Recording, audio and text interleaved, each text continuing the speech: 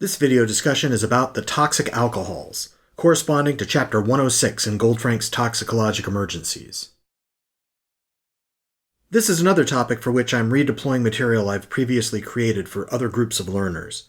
In this case, it's from a presentation created for medical students in their pharmacology course. And there is one specific reference later to a book chapter from Katzung's Basic and Clinical Pharmacology where I mentioned some minor point they got wrong. But your reading assignment is from the Goldfrank's textbook. I will also note that this presentation mentions 2 antidotes used for toxic alcohol poisoning, but I don't spend much time here about dose regimens for ethanol or fomepizole, which will be detailed in a separate video discussion. The learning objectives for this topic are that you'll be able to identify the toxic alcohols and the products in which they're found, describe the mechanism of how these alcohols produce toxicity, and be able to name 3 potential treatment options for toxic alcohols and explain how they work. So I'm going to be talking about the toxic alcohols, by which I mean methanol and ethylene glycol. These are very commonly considered together because they share a lot of similar properties. The parent compound, the methanol or ethylene glycol, is intoxicating. It's intoxicating like ethanol and is otherwise relatively benign. It will increase the osmolality gap, which is the difference between the measured serum osmolality and the osmolality predicted by routine blood tests like the basic metabolic panel. But it's when those toxic alcohol parent compounds get metabolized through alcohol dehydrogenase that they become a problem. So they have to be metabolized first, so toxicity is delayed. And these toxic metabolites can cause a severe metabolic acidosis with a concomitant increase in the serum anion gap. If we were to look at the anion gap and the osmolality gap after someone was exposed to a toxic alcohol, initially they'll have a high osmolality gap which will decrease as the toxic alcohol is being metabolized away. But at the same time they're accumulating acidic metabolites and the anion gap will go up. Very small volumes of toxic alcohols are necessary to make somebody really sick. How small an amount? Well, let's imagine a 70-kilo patient has a serum ethylene glycol level of 50 milligrams per deciliter. This person can get very sick. How much antifreeze did they need to ingest? Now, we have to assume that its volume of distribution is that of water, specific gravity is about 0.8 grams per mil, and that antifreeze is virtually 100% ethylene glycol. And to make the math easier, instant absorption and distribution. So all of those are true except for the instant absorption and distribution. So 70 kilos times 0.6 liters per kilogram volume of distribution, that's 42 liters of body water, times 50 milligrams per deciliter, and now converting the deciliters to liters, that is 21 grams of ethylene glycol. So that is about 2 tablespoons for an adult to reach a level that might put them at risk for dying. And if we're talking instead about a 10-kilo child, we're talking about only about 3/4 of a teaspoon of ethylene glycol. A little bit about methanol specifically, also called wood alcohol. It's found in windshield fluid antifreeze, found in sterno. So if you go to a buffet and there's chafing dishes with sterno under it, what's actually burning in there is methanol. And there are also recurrent epidemics worldwide every couple of years of someone selling moonshine alcohol, which is contaminated with methanol. And you get a situation like this pictured here a few years ago in India, where you get hundreds of patients coming to the hospital after drinking methanol. The classic presentation of methanol is some chronic alcoholic is denied access to ethanol, but knows that methanol kind of smells the same and tastes the same, so they drink it, and they will present with metabolic acidosis and a complaint of blurred vision because it causes retinal toxicity. Methanol metabolism is pretty straightforward and very similar to ethanol metabolism. The methanol goes through alcohol dehydrogenase to formaldehyde, but despite what the chapter says, the patients will not smell like formaldehyde because the levels are way too low. And then the formaldehyde gets metabolized into formic acid. So as mentioned, you'll have an osmolality gap early and then develop, as you metabolize methanol away, an anion gap metabolic acidosis. Methanol causes retinal toxicity, so the patient may complain of blurred vision, blindness, or seeing snow. Methanol causes worse GI effects than ethanol does, and we all know that ethanol can make you vomit.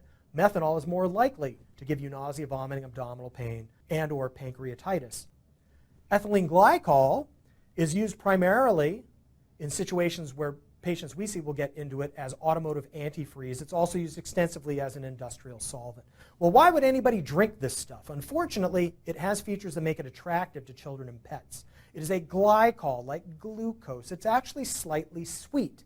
And it's colorful because usually there will be some dye added to it. So when you bring your car, which is acting up, to get serviced, they can find out where it is leaking from because they can track the color. It's also non-irritating, and it is intoxicating in the same way ethanol is intoxicating.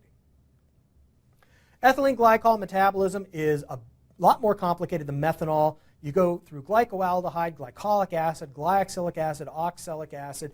Do not memorize this pathway. I barely had to memorize it for my toxicology fellowship. So what are some diagnostic clues to ethylene glycol toxicity? Well, if someone said they drank automotive antifreeze, that would be a good clue. Or maybe a child playing in the garage with a greenish liquid because the dye that's put in fluorescein is green. Or a chronic alcoholic who's denied access to ethanol, who knows that there's some other kind of alcohol around. If the patient presents with a severe metabolic acidosis, particularly if it's associated with renal failure, because ethylene glycol is kidney toxic, or a whole bunch of crystals in their urine. Or they might have a low serum calcium because the oxalate which is made will bind to calcium, forming a lot of calcium oxalate crystals. Now another thing you can look for is their urine fluorescent? In this picture right here, this is the urine from a patient who ingested ethylene glycol containing antifreeze, and the fluorescein dye in it is fluorescing under this black light right here. And here is some normal person's urine, and this right here, that's just a reflection. That is not actually fluorescence. So you can see fluorescent urine, although its reliability is not very clear. Here's a picture that some residents from the emergency department sent me because they were very excited because they got some urine from somebody who drank antifreeze. Just like methanol, early on you'll have an osmolar gap. Later you'll develop an anion gap, and you may develop renal toxicity with ethylene glycol exposure. So you'll see an elevated creatinine and a whole bunch of calcium oxalate crystals. So how do you determine who needs treatment for toxic alcohols? It would be great if you could get a serum level. It is very difficult to get those in a useful time period. Often, we just have to rely on whether there is an osmolar gap and or anion gap present. So if you had a suspicion they had exposure to a toxic alcohol and they were already acidotic and or they had renal or retinal effects, then that person ought to be treated. How do we treat toxic alcohol exposure? If you inhibit alcohol dehydrogenase, that first step in metabolism, it's never going to turn into its toxic metabolite. So you can treat them with ethanol, because ethanol binds to alcohol dehydrogenase much better than methanol or ethylene glycol. You might give the ethanol IV or PO, or you can treat with fomepizole. Hemodialysis may be indicated in some cases, particularly if they're very sick, very acidotic, and or have a very high level of the toxic alcohol. The hemodialysis will remove the toxin and also correct the acidosis at the same time.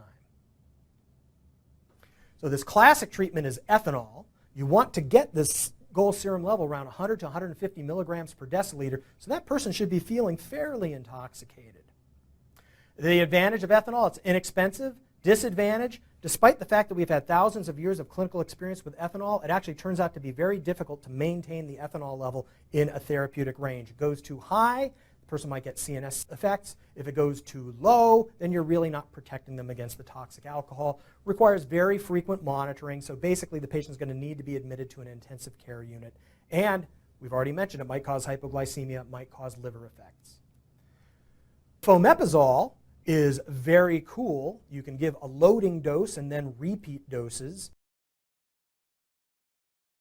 The advantage, it doesn't require intensive drug level monitoring, so if the patient presents very early and they're not having a metabolic acidosis, you might even be able to admit them to something that's not as expensive as an intensive care unit bed. And I mentioned that it is a lot more expensive than ethanol, but given all of the other things going on, like admission to an ICU, dialysis, and labs, that's actually just a little bit of the total cost. Isopropyl alcohol, or rubbing alcohol, is not really considered a toxic alcohol like the other ones because it doesn't have severe acidosis or other severe end organ toxicity. It is especially favored by alcoholics denied access to ethanol, and in fact, in your career, you're probably going to see more people drinking rubbing alcohol than either methanol or ethylene glycol. It is intoxicating just like ethanol. It does cause more GI distress than ethanol does, but it doesn't get metabolized into an acidic metabolite. It doesn't cause retinal toxicity like methanol or renal toxicity like ethylene glycol. In fact, it gets metabolized by alcohol dehydrogenase into acetone, enough acetone that you should be able to smell it on this person's breath. So the toxidrome from isopropyl alcohol, you'll get CNS intoxication, which is usually what the person intended. You will have an elevated osmolar gap, but not an elevated anion gap.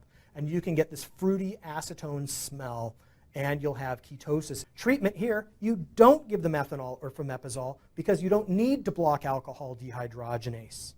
Hemodialysis is almost never needed. You basically just let the person metabolize it away, just like you would let them metabolize ethanol away.